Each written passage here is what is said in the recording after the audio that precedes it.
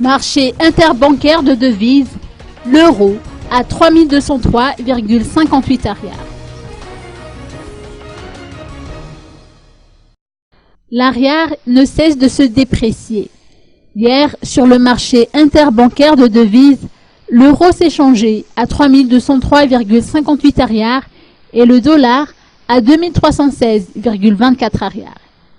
La dépréciation est une baisse automatique du taux de change d'une monnaie par rapport à une devise donnée.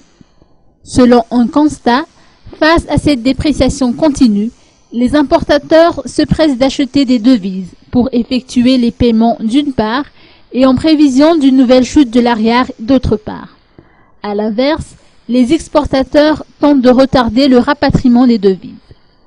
Le ministre des Finances et du Budget, Lantuniana Rasoul-Wilson, a indiqué il y a quelques jours que la dépréciation est due au fait que la rentrée de devises dans le secteur minier a pris fin et que par ailleurs, les opérateurs, au vu du retour à l'ordre constitutionnel, commencent actuellement à anticiper leurs importations.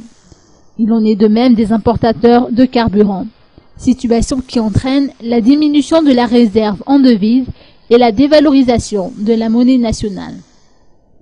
Il est d'usage d'affirmer que la dépréciation de la monnaie nationale va renchérir les prix de vente des articles importés et des articles locaux utilisant des intrants importés.